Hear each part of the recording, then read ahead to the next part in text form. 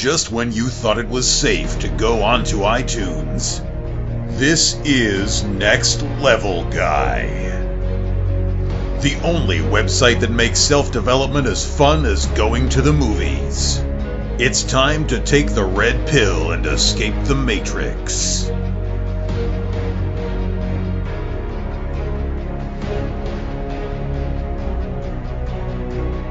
Hello and welcome to another episode of the Next Level Guys Show podcast.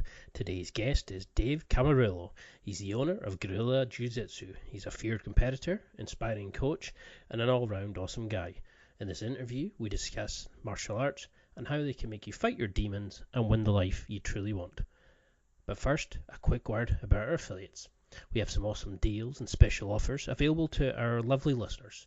To see them, please go to www.nextlevelguy.com/affiliates. That's www.nextlevelguy.com/affiliates. I'm currently loving the Tools of Titans book from Tim Ferriss. It gives you a breakdown of what makes some super successful people so good. The Natural by Aris D. Max. That helps you get great with women and lets the real you come out. And the gorgeous whey protein from the Protein Works, which I'm now using after every gym session. If you also want to learn to be a great in the gym, you should check out The Lifting Lyceum by Greg Nichols and Omar Usuf. All the links and more from this interview are available on nextlevelguy.com/27. Remember to leave your comments and feedback there too.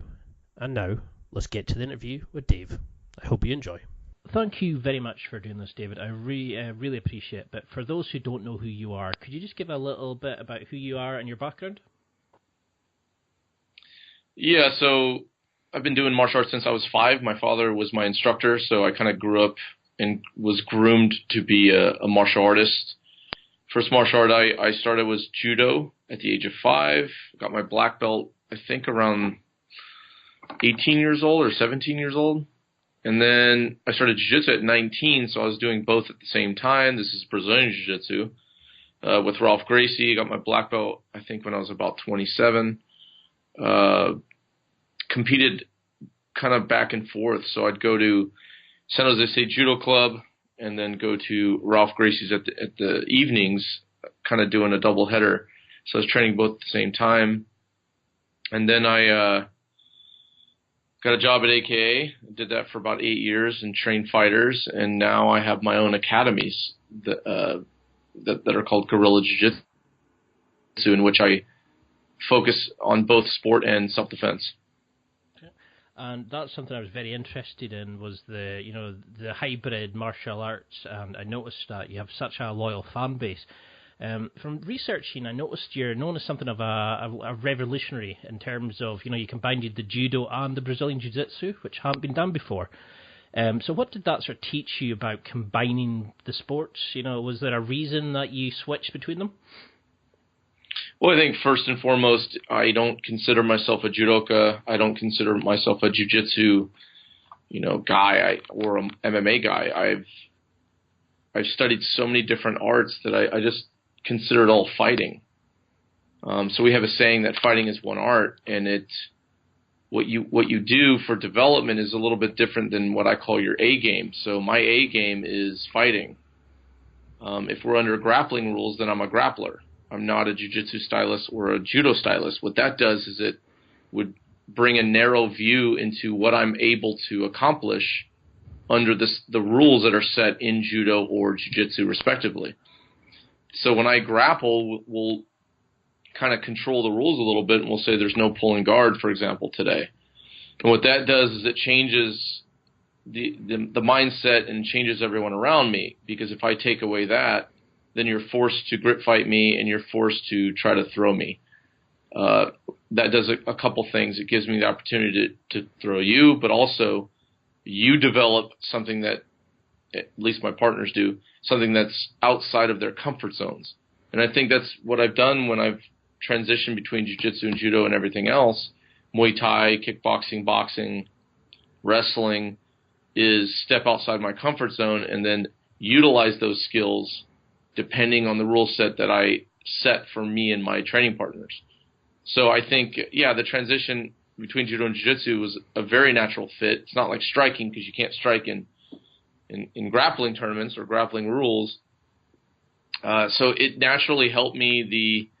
The guys that I felt, had good ground games, I would out-grip them and throw them. The guys that I felt would maybe out-wrestle me, I would just pull guard and use my jiu-jitsu. So I felt that it increased my options to neutralize an opponent that was good in a certain area. I had more options to stay away from their strengths.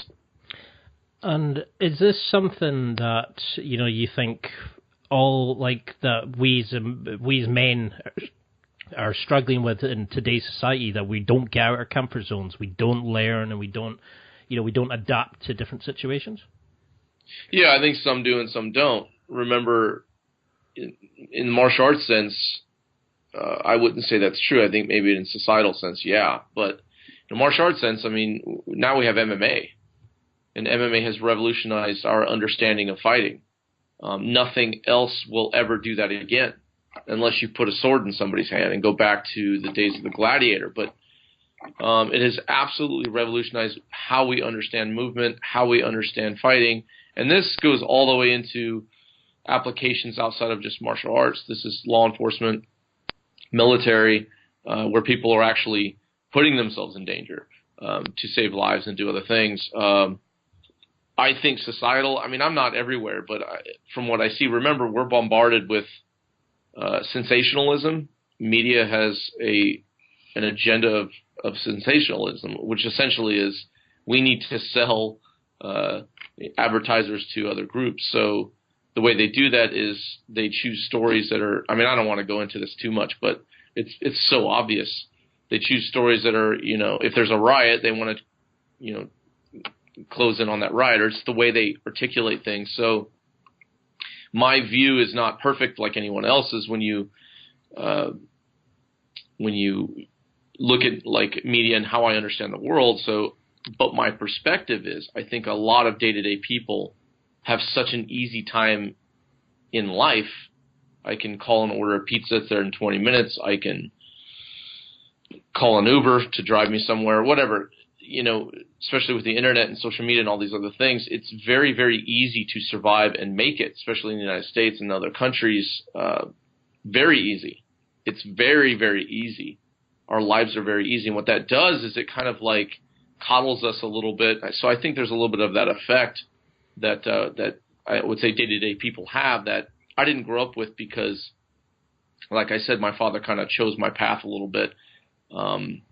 And I did it until I got addicted to it, and then it was my decision. But I think I see the world in spectrums, and I talk about this widening your operational spectrum. And what that means is it's not like if we take music, for example, and I'll go off on a tangent to explain my point, but some people like a certain type of music. They're very big on a certain type of music, and they don't like stepping outside that. And one thing I hear a lot is like, oh, I hate country, I like hip-hop, or I hate country, I like metal. Well, for me, as I grow up, and I think this is part of the maturing process, I like everything now. I like the spectrum of music. Name it, and I like it. I can appreciate it. It's the same for comfort levels. Many people can appreciate a massage when that massage is just making you feel good. But the second they go deep tissue and actually start repairing, it's another analogy I use, start repairing your body and getting in there. You're moving around, tissue that shouldn't be there, and you're breaking things down. Well, that's painful, and a lot of people stay away from that, even though it has a value to your body and your overall health. And that's the way I look at it, because I get worked on all the time. And I was thinking of this analogy. I think traditionally, and especially how when things are easy, people start getting coddled, and they can find ways not to step outside their comfort zones, therefore not widening their operational spectrum. And they're increasing their tolerances for day-to-day struggles. And do you think like that's because of the comfort level and people are not pushing themselves, that the introduction of the UFC, where it's like down to the most basic component of manhood, the fight, is what draws people in? Is that why it's exploded over the years? Yeah, I think. And again, this is just my perspective, but I think watching someone do something that you have no intention of doing is interesting to people. For me, it's not. I don't have that exact perspective because I've been doing it for so long. But yeah, I would say like, oh, I don't want to wake up early and learn a skill and get choked, because those things are what crazy people do. I was sitting down with John Danaher years ago in New York, and we're talking about, he goes, Dave, you got to remember, this is years ago, but he goes, you got to remember, like, we're the crazy people. We roll around on the mat, sweat, get people's hair in our mouth, and try to choke each other. Like, and when you put it that way, it's kind of like, yeah, it's true. We are very far removed, I would say, with whatever normal is. And so when people look at the UFC and you talk about, really what's paying the UFC salaries and whatnot, it's normal people. Normal people essentially are the ones that consume everything, right? And so normal people will look at that like a train wreck or a car wreck. Like, oh my gosh, I can't believe that's happening. And I think that's part of, but there's also an evolutionary kind of like primal trigger there that should hopefully always exist with Homo sapiens, that, that we had to fight to survive, and we used to live in caves and things like that. But I think those go hand in hand. Like, oh, I could never do this. Let me watch it, see what it's about. And it's a fight. I mean, who doesn't, I wouldn't say just like to see a fight, but who isn't interested in a fight? Those are two human beings, in this case, very, very skilled, fighting each other. And then the way things are evolving, it keeps even, I would say, old school fans interested. And that's the way MMA, has done this. MMA is not the MMA 10 years ago, and it won't be in 10 or 20 years as well. Because you notice that when, if somebody starts a fight in the street, that everybody watches, even if they're sort of horrified by the barbarism of it, they actually still can't take their eyes off it. It's like we're kind of drawn to, like cavemen kind of attitudes.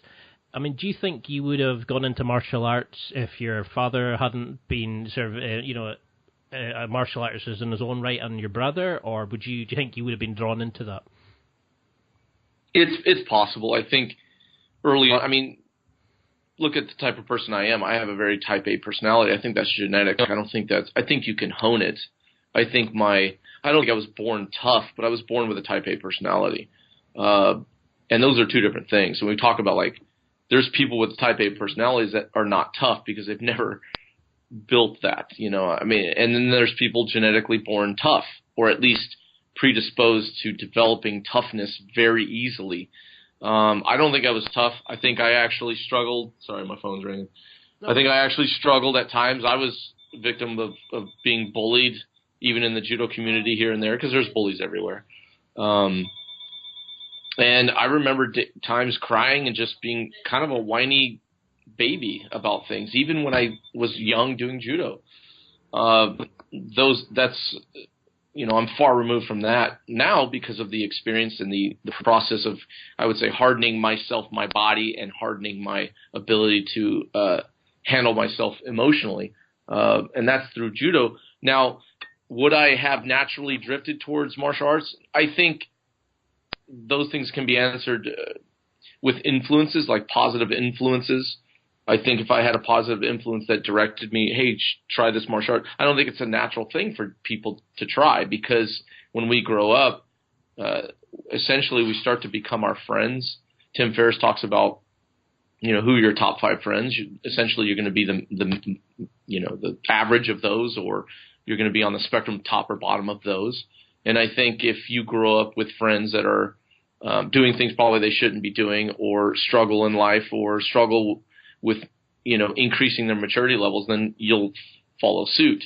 So I think the opportunity obviously was handed down to me, but at the same time, when I was about 15 years old, I got addicted to training, and I had I've wanted to quit martial arts probably 200 times. And that's not a joke. That's literal.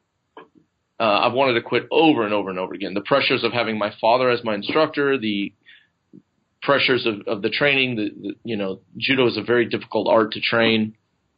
The pressures of competing at such a young age, I wanted to quit over and over again. The reason why I didn't quit is because I got addicted to it, and I realized that I've put all this effort into it at 15 years of age. If I quit, all of that goes away. But I think martial arts is, you know, how some people say, oh, well, that's not my thing. Well, that's not your thing because you've grown apart or away from our natural tendencies for fighting, which when we were hunter-gatherers, we would have to fight to survive. And I think a lot of people have lost that in their lives as they grow kind of detached to where they came from. And so it becomes more difficult to find martial arts or say that it's your thing. When I hear, oh, that's not my thing, I just hear someone who could very well be brought back to their primal state, or at least part of that primal state, and do martial arts, and in a couple of years realize, wow, now it is my thing. It's a great way of looking at it. I mean, something you mentioned there about the bullying aspect. When I was in primary school, I got bullied quite badly. You know, I've got quite protruding lips, and it really affected me. But when I grew up in the Highlands, where there wasn't the option to, you know, go to a physical outlet like martial arts and learn to deal with that, so I carried a lot of baggage, and it kind of had some issues with it later on in life. Whereas other people now have the option to go and learn, and it's more accepted rather than, you know, the meathead approach that the old UFC used to have.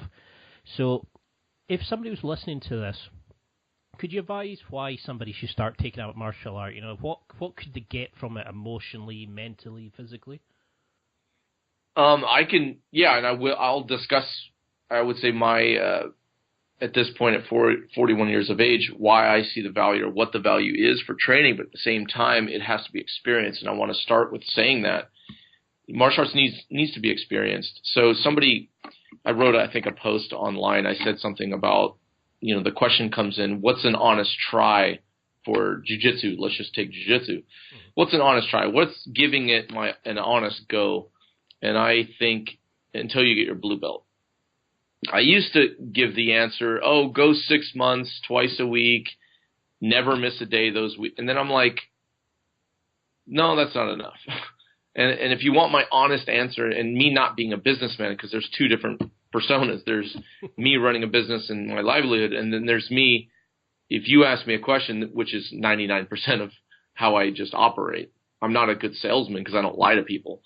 So if you ask me a question and I'm pressed, like, what's an honest go? Giving it an honest go. And I'm like, well, until you get your blue belt.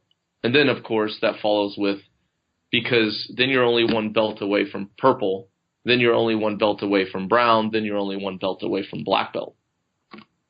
And this goes back to my true, like, honest opinion and understanding of, you know, Homo sapiens and all the ones that I've been involved with, and my experience is 41 years of age, is it is for everyone. Is self-defense for everyone? Yes, it is. Is, you know, conditioning and increasing your tolerances overall? Yes, it is. Why isn't it?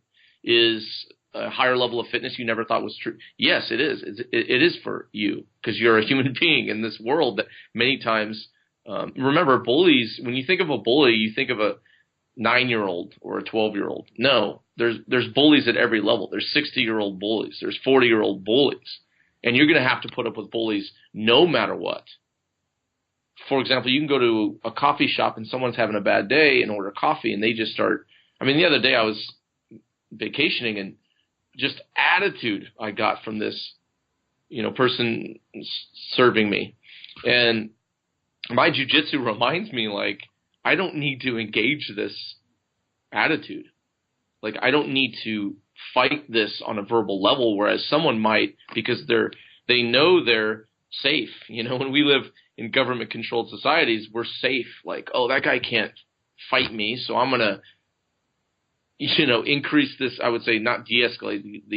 The overall goal of any situation is to de-escalate. But when you don't have that confidence and you don't have that martial arts training and you haven't gone through the conceptual understanding of self-defense, which is de-escalation, sometimes you'll escalate just out of frustration. Well, why is that person being frustrated at me? I'm going to go and increase, you know, stir this pot because I know I'm safe. They're over the counter. Whereas I just go, okay, cool, whatever. It's like when you train martial arts, you develop such a confidence where little things like that are absolutely a waste of time. I've been yelled at or cursed at, and I'm like, okay, I'm sorry, man. I'm trying to get out of your way. Like you go almost over. You don't allow yourself to be super vulnerable where you're just a pushover. That doesn't happen. But like you'll totally get out of someone's way. I mean, if you're doing it right. If someone comes in and tries to nudge me, which happened to me a while ago, I was walking down the street and this person changed their trajectory of their walking towards me to slam their shoulder into me. I call this the passerby. We use this in our self-defense class as a situational training. And I'm just walking down the street, and these are big sidewalks. This was in Portland, Oregon. I don't know if you've ever been there, but very big sidewalks. There's plenty of room, and he comes in, and I'm with my brother-in-law and my sister, and like he comes in and like obviously changed his trajectory, like got in my way and slammed his shoulder and said, watch where you're effing going, right? This really happened to me like a year ago, whatever. And there's two ways to handle that. Like, oh, you want to go? And then I just, destroy the guy, right? Or I get shot because I didn't know he had a gun or whatever the situation is. Or I just track him and make sure he's good, situation awareness over it. Maybe he's got a buddy waiting for me. Make sure and de-escalate the situation by not doing anything. So what does martial arts give you outside of everything I've just talked about? It gives you the confidence to see people that are bullies for what they are, and they are cowards. That's what a bully is. They're a coward. So, and I have no problem saying that. The world is full of negative reality. So when I see something like that, or they're just giving me attitude, I'm like, all right, you're a coward. Or you're at least being a coward right now, which we've all probably done it in our lives at least once.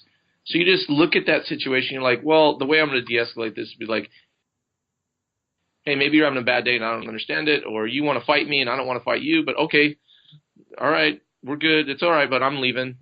So he gets this surge of whatever it is, his pride. I kind of massage his pride, and that's okay with me, but I'm avoiding all of the bad things that can happen in a real fight. Like me hurting him and getting in trouble, or him shooting me, or whatever or my family getting hurt. So my point overall is, when you give, martial arts an honest go, at least jiu-jitsu, I would start with jiu-jitsu for people who don't know martial arts, but you gain this ability to not only, physically control somebody as if they're like a child and they're the same age as you, and you can physically, through leverage and technique and experience, control that person. But you also can do it whereas, you know what, I'm going to massage your pride, you win this round, and there's never going to be another round, and I'm de-escalating just by being a really nice guy. That's the kind of confidence that you gain. So it's a mental confidence and it's a physical confidence. I think it's quite amazing when you think about it, is that as you get better and higher up the belt system, you're actually more deadly and a better fighter. But you learn to be a better fighter, but you also learn that you don't need to fight as you progress through it. And you get to that point where it's like, if you did go, you could seriously hurt somebody, but you learn to actually let it go. You fight the urge to fight, so to speak. And I think that I really wish I had had that outlet when I was younger. Thankfully, my nephews now have a training option for them, and they can learn how to control aggression. Yeah. So the other thing, and you're pointing it out beautifully, the more you train, the less you want to fight. I mean, I think part of that also is, a 20-year-old will want to fight more than a 40-year-old, But at the same time, the other variable is, the more you fight, the more you understand how bad things can get. And I'm a big, I would say, supporter of somebody standing up for themselves. I mean, of course. I mean, I think we all have a right of self-defense. That should not be a government right. It's a human right for self-defense. And so, for example, if I had to defend myself, people need to remember is, who will I be judged by? I'll be judged by people who've never trained a day in their life. And so they think it's very much like when you have people who've never fired a firearm judging a police officer in certain situations. Not to say they're even wrong, but their perspective is so ignorant. And so if I had to defend myself, and let's say I hurt somebody because maybe they're on drugs or whatever the situation is, what are the lawyers going to do? And this goes back to the sensationalism of our media. They're going to try to win. They're not going to go for truth. Truth doesn't pay them money. You know what I mean? Like they're like marketers. They're trying to win. So then I'm being judged by, and I'm trying to educate people. These are all the things that can go wrong. Then I'm being judged by people who are absolutely ignorant, totally ignorant. They think I can float and disappear and that I'm not human because I'm a black belt. And they would look at Dave Camarillo. Oh, look at Dave. He's been training since he was 5. Look at his resume. He trained all these fighters. He trains military. He trains law enforcement. He should know. He should be able to use his hand like a Jedi and control somebody and force hold them against the wall until proper authorities came. You know, that's their perspective, which is extremely skewed. It has almost no relevance because it has no experience behind it. But if you had like a bunch of jiu-jitsu black belts that were, you know what I mean? They were like, well, Dave is, we know Dave, and we're looking at the situation, and he was forced to defend his family to fight this guy off, and in that, this guy got hurt.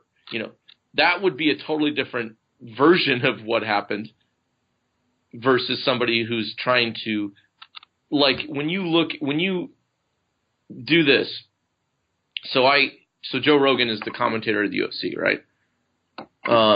Watch a fight on mute, and then watch a fight listening to him. He does get in your head, and he's rightly so because he knows what he's talking about. But he's somewhat narrating what's going on, even if you're visually watching it. He's narrating what's going on. Sometimes, most of the time, I agree with him. Sometimes I'm like, that's not really what I saw. Another way to look at this is if you take someone who's never watched fighting in their lives versus like someone who fights.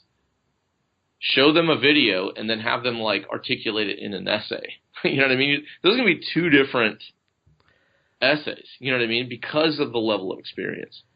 That's something I've done, where my mom was horrified by the blood and, what she's seen as like a guy just getting stamped on, whereas I was looking at it as in, how he was trying to use a certain guard and, they were looking for this kind of leverage. And you see the, I don't know, what do you call it, like maybe the beauty of it, of the actual, right, the physicality of it, the control, the thoughts and the control of emotions to control your body and your, like, your heightened passion. And it's like Joe really pushes it, and he's somebody I really respect and would love to interview as well, but he sometimes does drive up the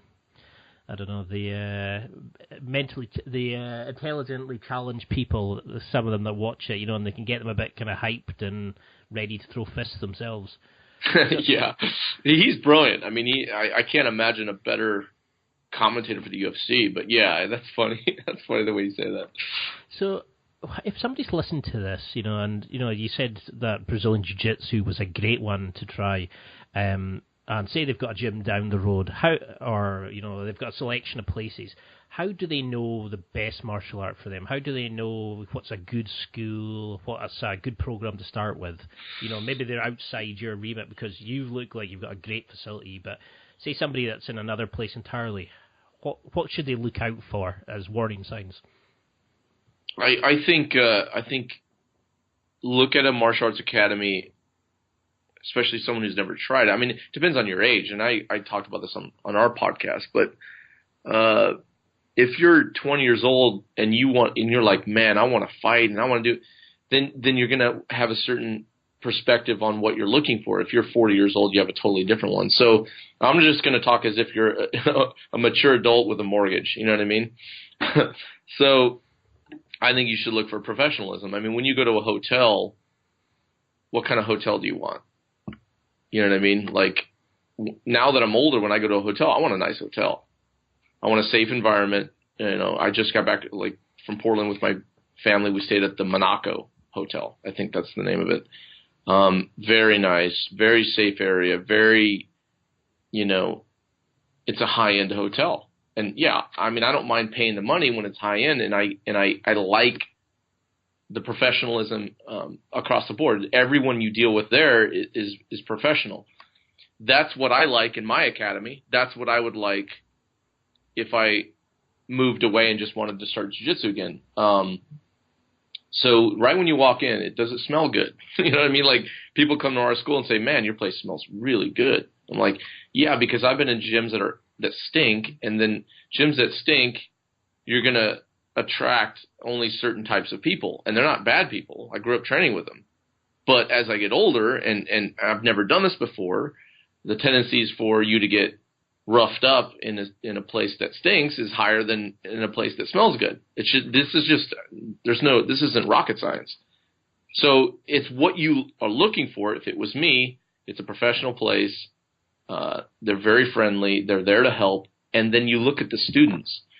Now, you could have a good instructor, but the students are like, you're a minnow and they're sharks. And, you can see them salivating when they look at your elbows. You know what I mean? They want to just – so a very high-end competition environment is not good for brand new students, in my opinion, because you're throwing them to the wolves. I hear a lot of people complain about other schools that say – and there's plenty of good schools. Like I said, it depends on who you are. But they say, like, oh, they threw me to the wolves.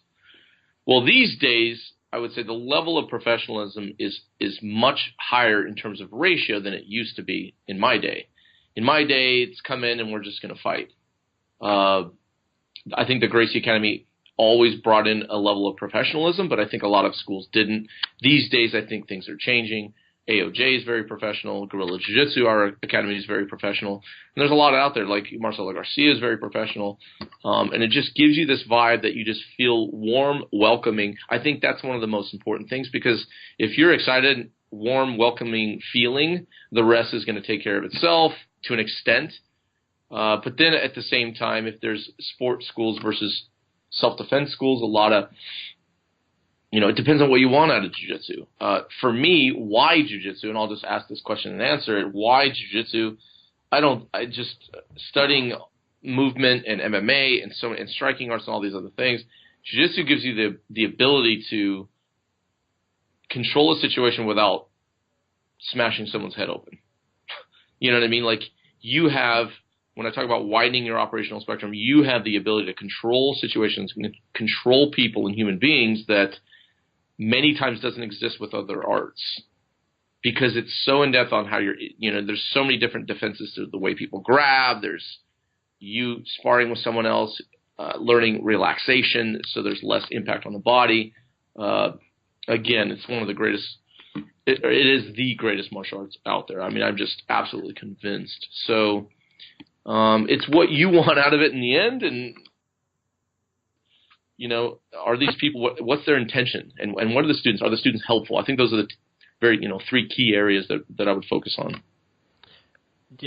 I've done judo, a couple classes in judo, a couple classes in wrestling and MMA and stuff, and they're all in different places. And I was going to go do an MMA class, and it was like you were describing each different gym. Like, one was smelly, one was welcoming, one was like no beginner classes. So I remember getting choked out by a guy in the MMA class. He was about twice my size, probably been there for about 5 years more than I had. And, he was just choking me out. And I felt like the guy wasn't caring. Like, there wasn't a beginner section that you could put guys who were new, who wanted to learn, but were very fragile, shall we say, compared to the guys who are looking for how to inflict pain, Yeah, I think, when you say MMA gym, I'm like, well, I would put on the brakes. To me, that's a red flag, just saying MMA gym, because, and some do it outstanding, but when we talk about like MMA is the most brutal thing ever created for empty hand engagements, like as a sport. So that's why I would start with jiu-jitsu. Jiu-jitsu schools where the gi that immediately slows things down. There's more control. There's more focus on control. And I'm not saying not go to an MMA gym, but I think it's difficult to create. I mean, we've done it, but it's difficult to create an environment, especially if you have competitor MMA fighters, that is conducive for brand new students. That's something that's very difficult to create. So what you experienced is very much like what I've seen in other stories of people coming into those types of environments and expecting, to be catered to. So yeah, That's nothing new, being choked out, because if they're like, well, this is MMA, that's their mentality. And I think the underlying issue here is in many arts, there's an inability, and we see this a lot in MMA, inability to understand or at least have empathy towards the person in front of me, because they come from different walks of life. They've maybe never done anything physical in their lives. And then you're throwing them in my realm where I'm super comfortable and I like punching people and choking people. And I'm not trying to scare people off or even give MMA a bad name at all. The reality is it's difficult to put someone in front of, especially, younger students in MMA who are like getting ready for something. Those are two different realms of existence that should not be mixed together. I mean, when I was rolling with the judo guy, for example, he would say, okay, I'll go down and I'll give you my back and try this, whereas with the MMA guy, it was more a case of he sort of just threw me down and quickly got my back and choked me out. There was no kind of learning, there was no structure. It was just a case of they wanted to win, whereas the judo guy looked at the kind of to develop me rather than, because he knew he was far more skilled than I was. But he wanted to bring me up, whereas the MMA guy wanted to knock me down. Knock me out. So it's certainly an interesting way, and I really like the way you put that, of why you shouldn't go directly into the MMA gym straight away, and how to look for a good class for you. So what do you look for? What would you like the ideal student to do, and how can somebody listening to this who's going into martial arts for the first time ensure that they're going to be the best student for you as the coaches, and they're going to learn they're going to be the most efficient student they can be? Well, I think when you say the most efficient student can be, you need to look at yourself as a human being in other environments and just kind of take note, sit yourself down, because before you go into that academy, I'll say this: every single jiu-jitsu instructor or gym owner, academy owner, wants out of the new students is an honest go. And we already outlined what that means. And it's hard for them to, and it's a thing where I'll get a student and they'll not really give it an honest go and then just say it's not for me. And I'm like, okay, we'll be really nice and I'll try to talk to them. But if I'm honest to them, I would say, well, you didn't give it an honest go. To give it an honest go, you have to accept a certain level of, an enduring process. And what's enduring? And the root word means to suffer. Endurance. I can suffer longer than you can. You know what I mean? So it's an enduring process to an extent. If you go in there and get punched in the face the first day, well, that's the problem. That's not an environment for you. But if you're going into an environment that is very professional, people are very helpful, and you don't take it upon yourself to accept a certain level of, suffering. And these aren't marketing words. This isn't me on a poster selling myself and saying, this is the greatest martial art in the world. And that's not, no, I'm telling the truth. You will have to, at least on a small level. I mean, if you're sweating, that's a certain level of suffering. If you're having to show up at a certain time and finish the class, you're going to suffer through that class a little bit, even if it's a little bit. And you have to accept that level. If you don't, in my opinion, the problem isn't the martial art. The problem is you. You know what I mean?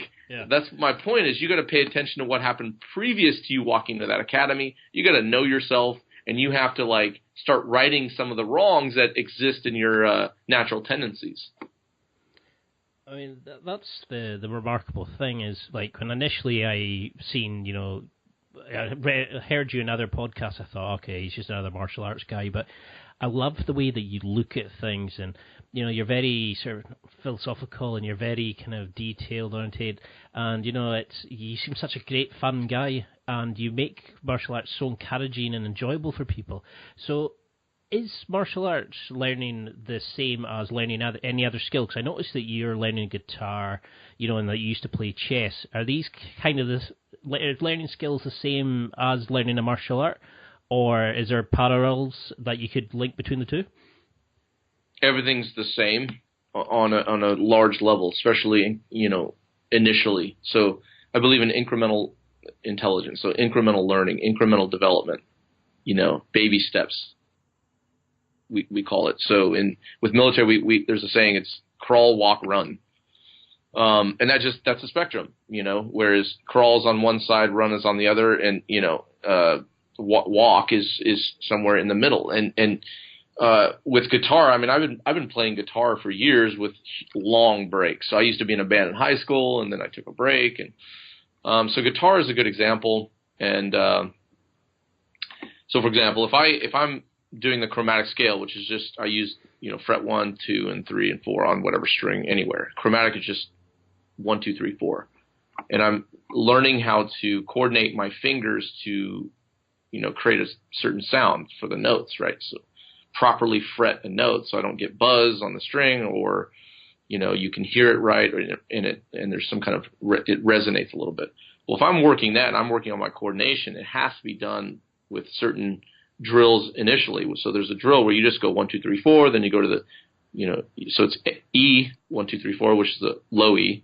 Then you go to D, then 1, 2, 3, 4. I'm sorry, A 1, 2, 3, 4. Then you go D, then you go G, then you go B, then you go E, and you're essentially incrementally coordinating your fingers to hit proper notes and work in unison with your picking. So you have two hands working together. It's very easy, in my opinion, initially, but it's like anything else. Like, I consider myself terrible at guitar. It's because I'm using my martial arts experience to set a spectrum, a proper ranking spectrum. You know what I mean? I would consider myself still a white belt at guitar, even though I can probably in a month play in a band and just do cover songs. But I'm still a white belt. But my point is the initial exposure to this type of, gained intelligence has to be incremental. And that's universal. And so you look at guitar and you look at exercises you can do, then you start looking at very simple, like, the major scale, learn the major scale, which essentially is just, it's the major scale. It's hard to explain, but like, you set yourself in a curriculum that will get you to where you want to be, and then you take it as far as you want. That's the same as guitar. That's the same as shooting. That's the same as martial arts. It doesn't matter. So initially you have a structured curriculum to get your feet wet. And then I think from there, your curriculum constantly evolves. And then you can take it in many different avenues, like teaching. So for example, when I started teaching, even though I was flying around and armbarring everybody, when I started teaching, I realized I don't know jiu-jitsu. Because my whole understanding of this new type of intelligence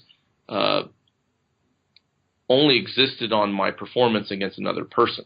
But that's very short-sighted. So as you start climbing the ladder, you'll realize, and that's why I like the hierarchy of jiu-jitsu with the belts. Every new belt, you realize how much you don't know.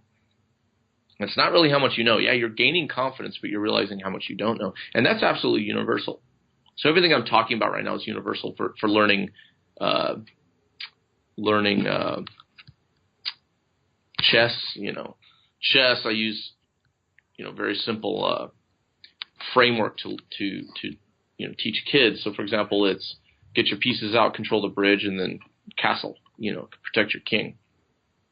If you start with those three concepts, you're going to learn chess. Of course, you got to learn what each piece does, but you're going to learn chess. So if I do chromatic scale and guitar, I'm going to learn coordination, and at least that will be a framework to learn other scales. Same thing in chess. If I learn those conceptual understanding of chess, I'm going to be able to learn and go off in many different directions. In jiu-jitsu, if I learn what we call solo movements, so ukemi is part of solo movement, which is breaking the fall. Hip escapes create space, sprawling, circling, those things.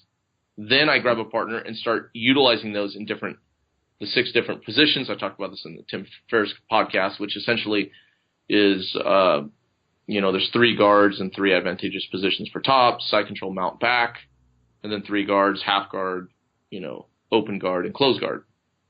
Again, not talking about all these subcategories of positions, but just and that's experienced twice, top and bottom. That's 12 positions. So very simple. Jiu-jitsu to me is very simple. It's 12 positions on the ground. We're not talking about standing. And then you have 2 go-to moves each.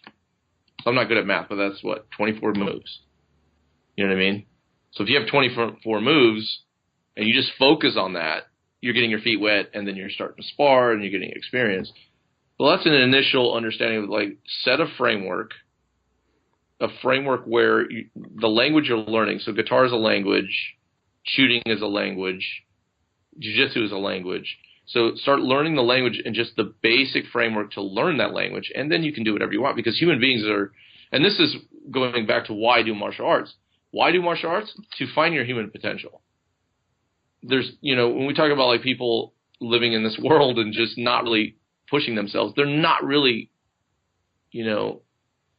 finding their human potential. And that's essentially what it is. We are human beings. And maybe this is a type A personality thing, but I think even type B should understand the importance of, I'm not here long and I don't know what happens after. So let's push the envelope and gain experience and skill sets and set good examples for people that are younger than us. I love the way you look at things. That was a very, very detailed way of looking at things, and you took a very, what could be a complicated sport, and you've made it so sort of, a fundamental base of do this, this, this, and this, and you can learn it. Then you break it down further into the more complicated aspects, but it's like, it just sounded so easy listening to it. I mean, did you use those kind of concepts when you transitioned from competing to coaching and then also to running a business? Did you struggle with that kind of change, or did you just do the same kind of approach? Yeah, I mean, that's essentially where it all came from. In college, I started reading a lot, and I was struggling at a point where I didn't like competing anymore in jiu-jitsu, and I was a brown belt in jiu-jitsu, and I wasn't getting promoted, and I was kind of in a rut. And so what I did is I started teaching chess, which has very much to do with jiu-jitsu, but someone who doesn't understand what we just talked about would say those are absolutely totally different, different planes of existence, which I'll take that, meaning, like, they're so different. Like, guitar and doing jiu-jitsu on the physical realm is very different. So guitar, all I got to do is hold that guitar up and use both hands. I don't have to protect my feet, my knees, my wrists, my elbow, how many things you can attack in a grappling situation. So in the physical realm, jiu-jitsu is very different than chess. So I did chess. And I remember just being in this rut, very frustrated, not getting promoted. I'd go to practice and destroy everybody, and that became boring for me. Winning is boring. The struggle is we have a saying, crave the battle, not the glory. I like battling. Like, the battle to me means you're fighting back. You know what I mean? Like, and that's another reason why in self-defense situations it's a joke, because for most situations, even if it's empty-handed, I had to control somebody, which I did in my own house one time. But that's kind of a joke because it's so easy. It's not really a battle. He's not really going to fight back. I'm just going to put him down and control him. Some would, but in this situation, it didn't. But I like the battle. So the battle is the process of getting from point A to point B. If you want to be at B and you're at A, you need to battle and struggle through that. Well, I adore the battle. Like, that's one thing I like. That's why it's difficult for me when I'm hurt and I'm rehabbing my arm. And as I get older, it's easier to do that. But, like, all I want to do is grab my buddy Barsati and fight him with Slayer Blasting. You know what I mean? Like, that's one of my favorite things to do. And then the other side of the spectrum works super technical. Jiu-jitsu, I like that as well. But there's something in my mind that I think living is battling. So I think it's important to, maybe even chemically change your mind a little bit and learn to love the battle. I think I'm going off on a tangent. What was the initial question? Sorry. No, it was. I mean, I was really enjoying that. I mean, it was just to see how you made the transition from being a fighter to actually the coaching and to the business. Right. And you made it a very good point there, is that you didn't want to just rest on your laurels. You wanted to keep pushing yourself and learning and finding another battle rather than just winning. Yeah, and people need to remember, like, I did jiu-jitsu, but I'm not a jiu-jitsu guy. I'm not a judo guy because I've done everything, So what we do, and there's a lot I don't know. There's so much out there. I took a class from my buddy Jared. We worked together, on projects, and I'm just watching him teach. I'm like, man, I don't know anything. You know what I mean? Like, I think you need to have people in your lives where you get to a certain level and you gain this immense confidence, and then the next guy is doing something that is like it's like the palm to your head slap. You're like, oh my gosh, that's amazing. And then now I'll nerd out on it and destroy it and recreate it and just come up with other things that become not mine, because all of this was done before, but we get good at the presentation of it, the articulation of it. So going back to your initial question, I think I remember it now. Yeah, when I had to start that crazy word empathy and understanding the new student, because I don't feel that I was ever a new student. So I've never really felt like many people do when they walk in, because many people walk into an academy, maybe they're 10 years old. That's still kind of young, but then or some will walk in when they're 20 or 30. That's a new student. They have no grasp of anything physical, most of them. Well, I never had that. I was 4 or 5 years old, thrown on the mat, fighting my dad, So relating to that new student, I think, was the first approach for me, because I did not.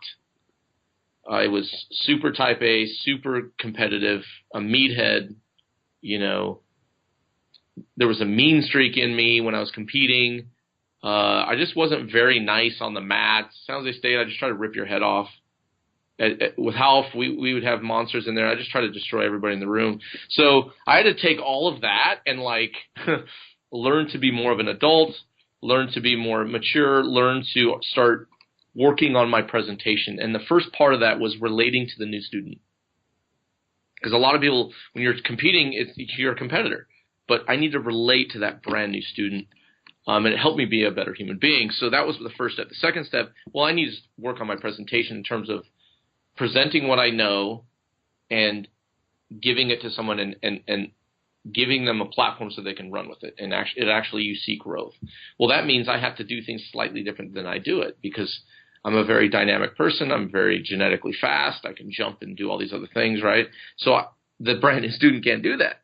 So this goes back to relating to them. So I had to break it down step by step and even change my own game a little bit, which I did, because you get way better when you start teaching. That's why I talked about before I taught it, and I didn't know what I was doing. And then you start working on your articulation, working on certain drills, working on understanding that framework I talked about, giving them a framework so that it's conducive for everyone. It's conducive for someone who has no idea what they're doing, and you can get the super athlete in there in the same class. And what you're doing essentially, and that's the spectrum, super athlete and brand new students never done anything in their lives, you're trying to slowly, incrementally, there's that word again, increase their tolerances, thresholds, desensitization to being held down, all these things, natural reactions, and the skill of anticipation. You're trying to raise that level. And with the super athlete, you're actually trying to lower his. You're trying to bring him down. You're trying to get him to be able to work with that new. And that's what I call culture.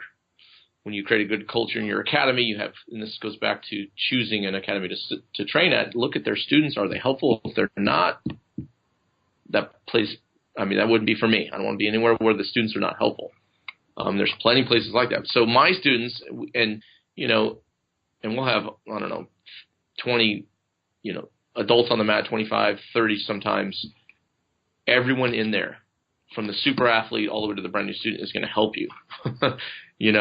So all of that there's a lot of thought process that went behind it, and a lot of maturing in my own life. That's why I talk about before you walk into that academy and give it an honest go, look at yourself in the mirror.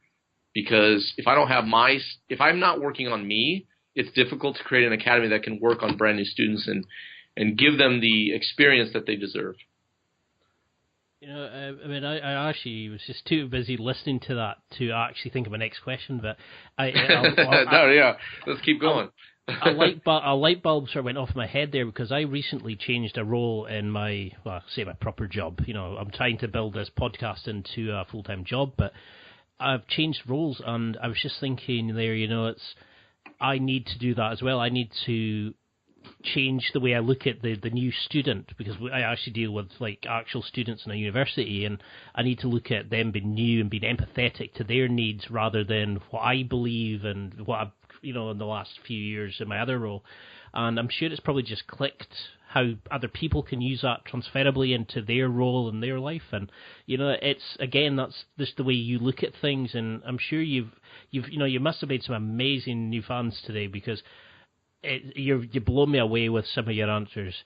So something I've often wondered is, how do you deal, I've got an older brother too, and how do you deal with like your brother and your father growing up? How were you with the brother fights and stuff like that? Did it ever start getting like on the ground and like rolling, or was it just the usual kind of slap in the back of the head and run off kind of things like most brothers do? Everything. There's a spectrum. So my brother was 4 years older than me, which is frustrating. I wish my parents had put us closer together, because I just got destroyed, because he started when he was 5. I started when I was 5. So by the time I was 5, he was 9. When I was 10, he was 14. When I was 15, he's 19.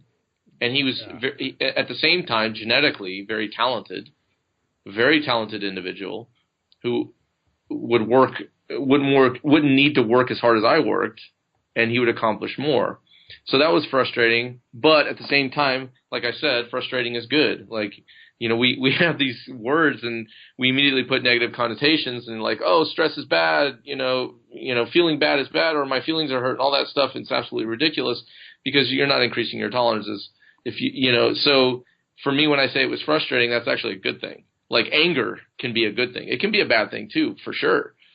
I was talking to I'm going off on tangents, but I was talking to my buddy the other day, and he's like, Dave, remember, anger is a good thing. I'm like, what are you talking about? He goes, if you're angry, use the anger, like channel it. It's like a move that you don't do, but someone else is, well, just channel the move. And if it's working for you. If it's hurting the people around you, then it's bad. It's obvious when it's bad. The thing we're talking about isn't bad or good. It just sits there. Whether you're, how you channel it is whether it's going to be a detriment or a value. So when I grew up, the frustration was a good thing. Getting beat up over and over again is a good thing. Like, the relationship I had with my brother Daniel, even with my father, I would start thinking, because I have frustration issues here and there, like, meaning I'm a Homo sapien, I'm a human Homo sapien, and I used to blame my dad. Like, I would sit there like, man, I wish my dad wasn't so hard on me when I was younger. And I'm like, that's a coward interpretation of reality. Yeah, my dad was hardcore. It was a different time. Some of the things he did is child abuse these days. And I thank him for doing it, because, it put me through an early struggle, which is a good thing. For me, I could handle it. And it has enriched my life, and I thank him every single day. So if you talk about my brother, it's the same thing. He would fight me and punch me. He'd beat me up in front of his friends just for fun. Just normal dumb stuff when you're kids. And that would carry into judo practice, and we would have battles, and I would try to destroy him all the time. Well, what's the lesson? Why is it a good thing? Or is this Dave guy just absolutely out of his mind? No, it's a good thing because of this. He would destroy me, and it wouldn't deter me. It would motivate me. So I channeled frustration to motivate me. I didn't use frustration as an out. And if you want to talk about, I would say my least favorite characteristics for human beings, it's I don't want to be frustrated. I don't want to be stressed. I'm overly sensitive to everything. I'm offended. When you're offended, you're giving power to the person who's so-called, quote-unquote, offending you. You're giving them power over you. It is the absolute worst thing in our society. You need to take ownership. If there's an injustice, address the injustice professionally. Don't address it with, I'm offended.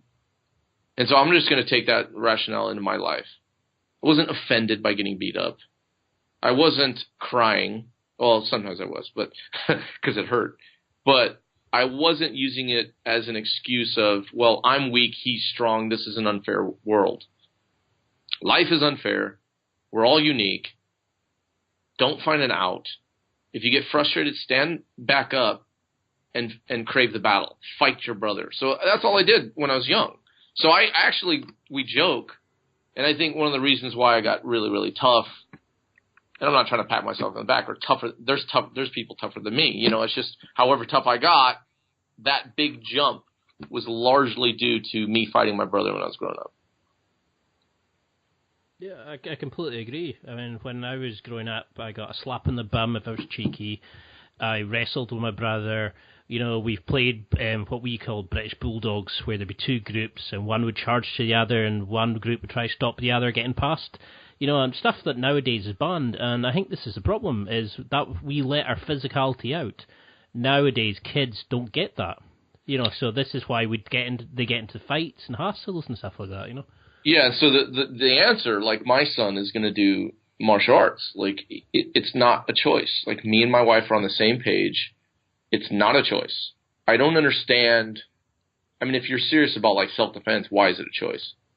Are we serious about raising our kids, in the mental side, meaning like arithmetic, writing, letters and the ability to write and articulate, things on paper? Is that important? Is that important for our kids to go to school? Yes. I heard physical education now is an option. What?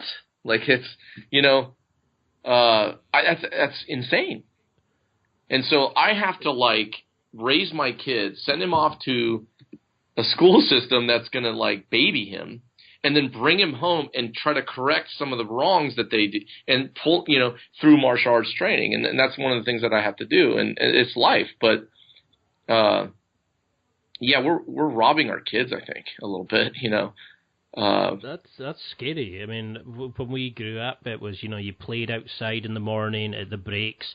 You went out and played football at lunchtime. You had, a couple of gym classes a day.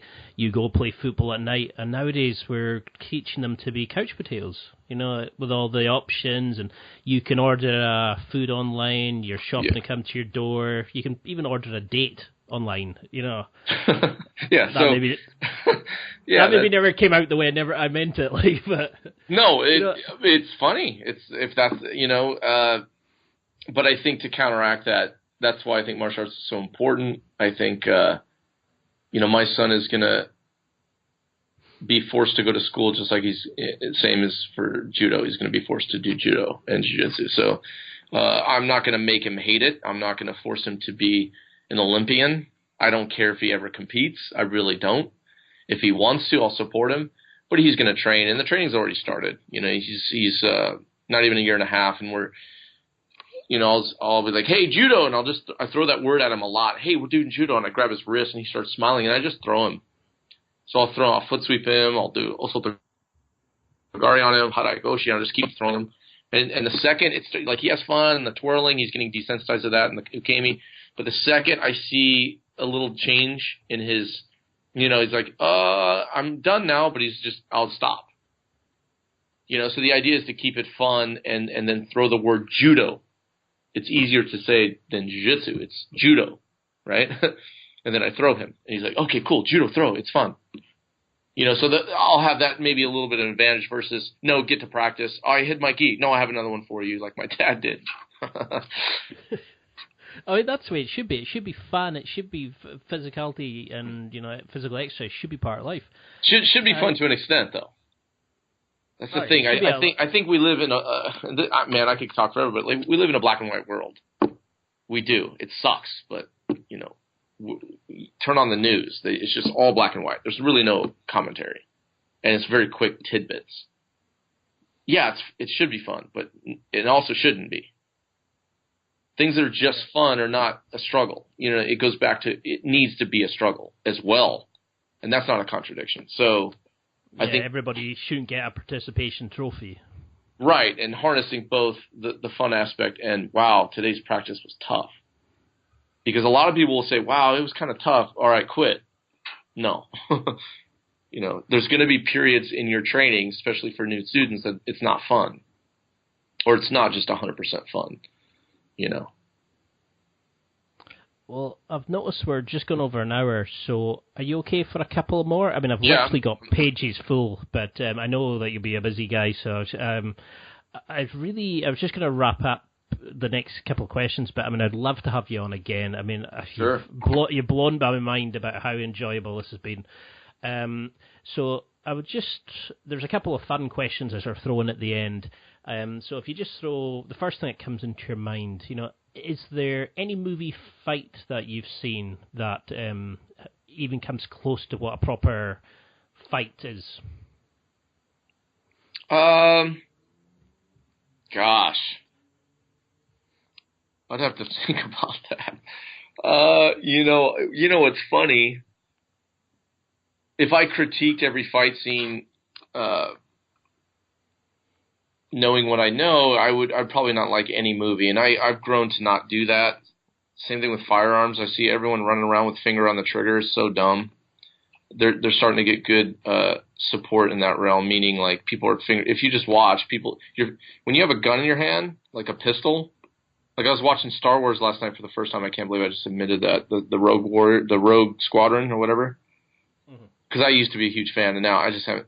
And she has this pistol in her hand, and her finger's off the trigger. And I'm like, wow, okay, that's cool. I can point it out. That means someone there who knows how to shoot is telling them to take your finger off the trigger.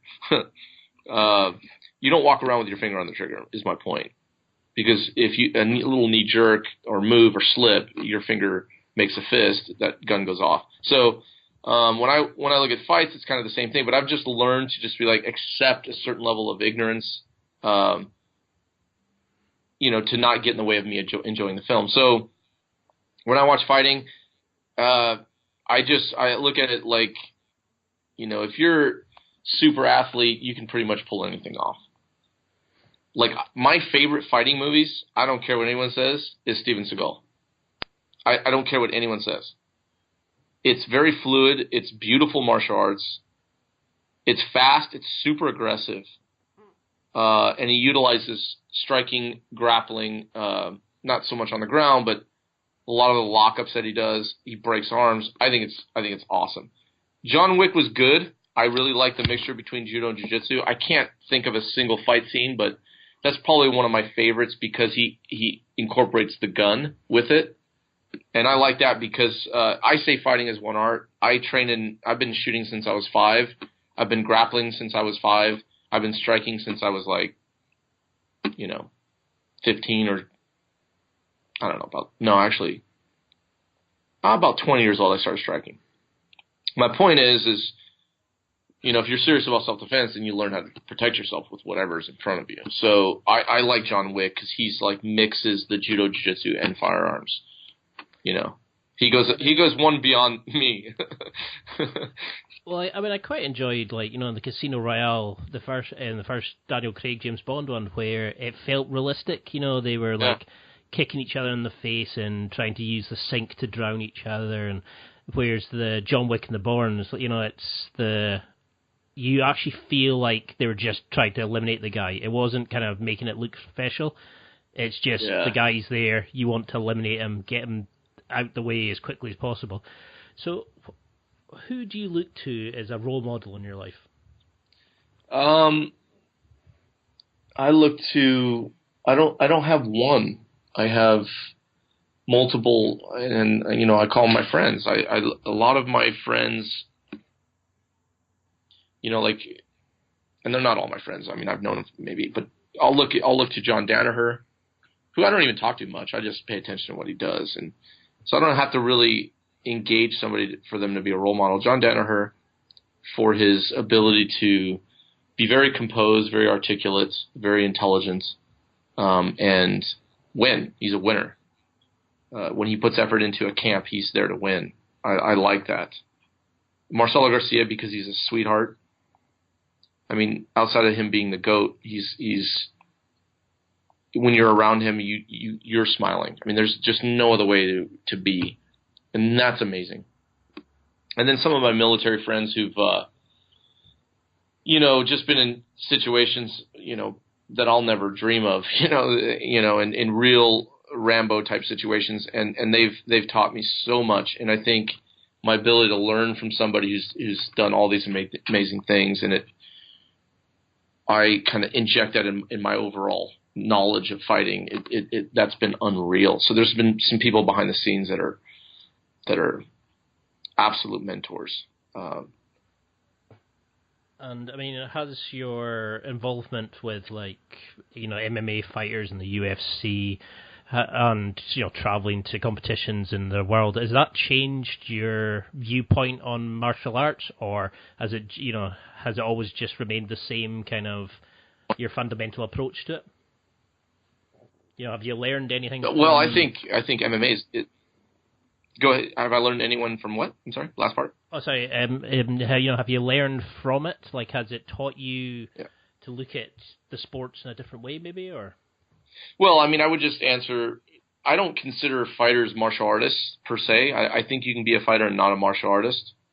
I think there are some that are fighters and martial artists. Martial artist to me is a way to connect to others. It's a way to connect to the art. It's a way to connect to the where the art came from. So, for example, hanging in my academy, I have 3 individuals. Jigoro Kano, the creator of judo. I have Elio Gracie, the creator of modern-day jiu-jitsu. And then I have Masahiko Kimura, who's the warrior of the time. Like, he was a judoka that he actually beat Elio. He's to me, he's the sword of them both. And and I love Kimura's. So the lineage of it, you know, when you do, it's kind of like life. Like for example, I'm a mutt, so my lineage. I mean, I'm an American, you know. But I can understand, like, people who are, let's say they're just Chinese, having a strong connection to their lineage, their Chinese lineage. I can understand that because I have that in my family. My wife's Chinese, so. She's an American, but she's Chinese. Do you understand? Like, I'm a mutt. I don't have that same. I don't claim Mexican or anything. It's just like my martial arts. I don't claim anything. I'm an American. It's a culmination. So I think, you know, the same goes for what we're talking about. I think. I'm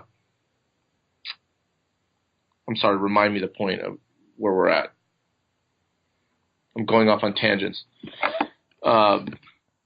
Go back to the question again. I apologize. Oh, no worries. It was just, I'm not quite sure, actually. I get distracted sometimes. I mean, what have you learned from, like, working MMA, with? Yeah, so going back to, it's hard for me to consider fighters, you know, martial artists. Martial artists to me has that close tie to lineage. Whereas when you start MMA to learn everything, you're learning it so condensed and so quickly. It's like me being a mutt, I guess. I don't know. I'm trying to find parallels. I think it's difficult to understand where these arts came from, you know, to really have that high level of respect of where this information is coming from. And I'm not saying MMA fighters don't, but there is a difference. A fighter fights, man, they're a competitor. A martial artist is not just there for themselves. They're there to be a good ambassador to the lineage. And that connection helps with that. So I think there is a distinction. I mean, there's no doubt there's a distinction. Some of the fighters I've trained are some of the best hardcore people I've ever, you know, been around. But a lot of them I wouldn't consider martial artists. To me, their world revolves around fighting, and that's not what it's about. Your world should revolve around being a good ambassador and you know, uplifting, like wherever the level of your art is trying to lift it, not just cash in. And I'm not saying anything against it. I think it's, you know, careerism I think is super important, but I think there's something missing. So, you know, what have I learned? I mean, I've learned how to fight from fighting fighters. You can't do that with a lot of martial artists. So I'll just go on the other side of the spectrum. Some martial artists are so zoned in to being I'm a judo guy. And that never made sense to me. A lot of the judo people that I trained with back in the day, like San Jose State, never learned jiu-jitsu, for example. And I think culturally judo is like, well, no, we don't do jiu-jitsu, we do judo. And their mentality is, jack of all trades, master of none. Whereas I think the jack of all trades makes you a master. But I think having a lineage is important too. Like, I think all of it's important. I came from judo that taught me to be a martial artist, and then I learned everything else. So, I mean, what's your take then on, say, Conor McGregor switching disciplines, and taking on Floyd Mayweather? I think it's awesome. Is that something you would consider? I mean, because you've got a history of switching the disciplines, but could you teach yourself to strike, like to boxer level pretty quickly, do you think? No, gosh, no. No. Jack of all trades outside of judo and jiu-jitsu. That's what I am. Because like I did judo and you destroy your body. Like I did judo until I was 19, then I did jiu-jitsu and judo, got my black belt in both, and then I'm like, I had the decision, do you want to fight or do you want to teach? I'm like, I just want to teach. I lost the craziness of wanting to compete. So once that goes away, all I did was, all right, learn to strike, learn to wrestle, and I could strike with I was sparring with the top fighters in my weight at AKA. That was not a problem. Like I was fast. I learned how to strike pretty good. I worked with Javier Mendez, who's phenomenal. That wasn't a problem. And I could wrestle a bit. But you put me in a wrestling competition, I'm going to get destroyed. But then if you change the rule a little bit and say, okay, give me a wrestler and I can do submissions, well, I'll destroy him. Like, for example, when I first rolled with Koscheck without the gi, I just took he goes, you want to roll? I go, yeah. I was like 27 years old at AKA. I didn't know who he was. I just knew he was a wrestler. I'm like, yeah. So I submitted him over and over and over and over. Why? Because I'm grappling, you're wrestling. You know what I mean? So I don't even need to be the best submission guy in the world. Now I have that as an option. So, for example, if McGregor fought Mayweather, I mean, this is like saying, the earth is round. You know what I mean? Like, he would destroy Mayweather. He would play with Mayweather. I think Ronda Rousey would beat them if they were in a bar. You know what I mean? And there was a fight. She would grab him, Mayweather, throw him to the ground and armbar him. Yeah, it's possible he would punch her too, but like in close quarters like that with clothes on, McGregor could go with underwear on, with nothing on, and Mayweather could like douse himself with that stuff you put on to make yourself super slick, and McGregor would still take him down and destroy him. So if you just change the rules slightly, it gives the jack of all trades a huge advantage. And that's a good example of articulating what a jack of all trades gives somebody. The mentality of, like, I think it's important to master a certain area. Like, I mastered judo, if you want to call it that. And it made it an easy transition to jiu-jitsu.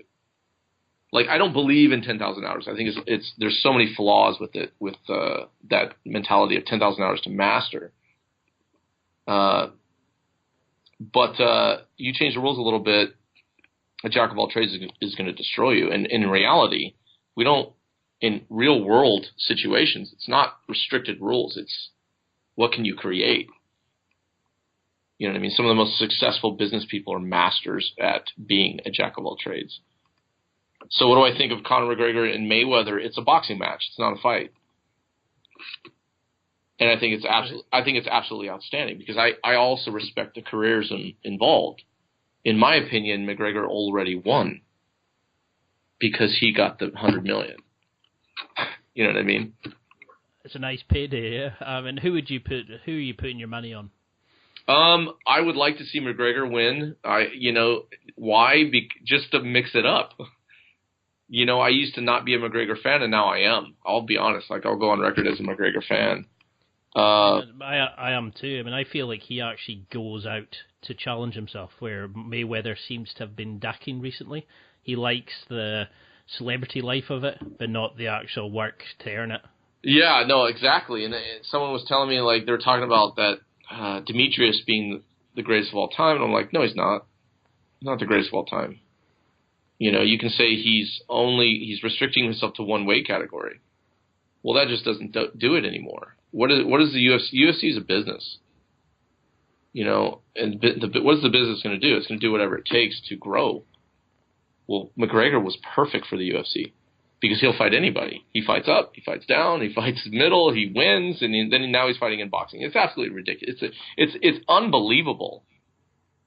And I'm used to be a purist and not the end of it. Now I'm all for it. And people who don't like him, I think, are just crying. They're just, I don't know. Goes back to, it's funny how many fighters are like actually overly sensitive. You hear them complaining a lot. I really like the way that you put it, because I used to always say to people is have many strings to your bow. Never stop learning, never stop pushing yourself and trying different things. And I really like the way you explained, the jack of all trade versus somebody who's very, like a master of one thing, and how they could get beaten by just changing the rules or changing the dynamics. I cannot thank you enough for doing this. This has been an absolute pleasure, and I'm definitely going to have you on again. But what do you want people listening to this to take away from it? I think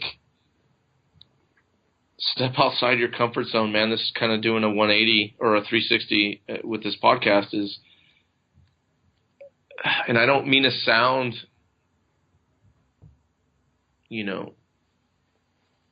so set in my ways in terms of how I look at people in terms of their skill, not their skin color, not the way they talk. What's your skill? Because a skill is a representation of enduring. Because everything is when you develop a skill, it's a process. It's an enduring process. And immediately when I look at someone who has high skill in many areas, that person isn't afraid to suffer. I have trouble relating to people that are afraid to suffer. And so if you feel a lot of like putting on the brakes, to trying something new or jiu-jitsu, step outside your comfort zone. Make it happen, and the world around you will change. The world around you will absolutely change because you changed. I would like to avoid saying it, but, they'll reach the next level at that point. And for, you'll have made a legion of new fans here, but how can people keep in touch with you? How can they find out more about yourself, guerrilla, jiu-jitsu, about, can they come to the gym? Can they go online and learn? How can we see what's next and how, your projects and what you do next? Well, I'm doing all kinds of things. I'm actually going to be traveling to New Zealand, Australia. We're setting up affiliates over there, guerrilla jiu-jitsu affiliates over there. I tend to travel a lot, but I would love to travel anywhere in Europe. So if somebody has interest setting up seminars, I would absolutely adore going anywhere. I love traveling. To me is the greatest perk of my life and career. You can reach me. You find me on Instagram. It's at Dave Camarillo. You can probably message me through there, Facebook and all that stuff, Twitter. Yeah, there it is. And what's the Guerrilla homepage? It's GorillaJJ.com, but it's Guerrilla spelled like you're a warrior in the woods waiting to stomp on somebody. It's GUERRILLAJJ.com. Well, I'll include all the links and your social media. And for those who travel, come visit me. Come train at my school. Shoot me a message. Let me know you're coming. I'll comp you guys. If you're out of the country, come in. Have some fun. We'll get together. Well, what I could do is I can speak to some people in Glasgow if you'd be interested and see if there's anybody that could put on a session, and you could come over to Scotland and, we could maybe do round 2. Oh, dude, I would love to. I used to watch a lot of football. I was a Celtic fan. Well, we could maybe even take you to a game if you come over. That'd be amazing. I can't promise it'll be very good, but Well, because the Rangers got regulated or whatever, right? Well, I don't even know what's going on with that. They're back up now, but okay. They started as a new company, so they lost a lot of the players. So it's a lot more homemade players now rather than just buying the talent in. Yeah, when I was in Australia when Kane fought Nogueira and I was watching the Rangers Celtic game back in that day, right, like 6 whatever years ago. It was the most exciting game I've ever seen in my life. That kind of rivalry was just absolutely. I was an instant fan of Celtic, and they won 3-0. So anyway.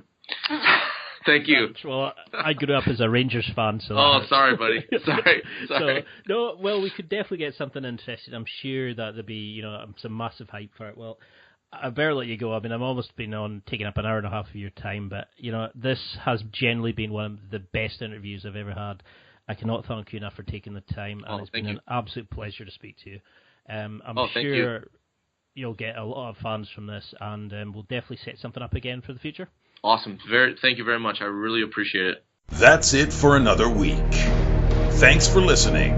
Absorb it, practice it, use it.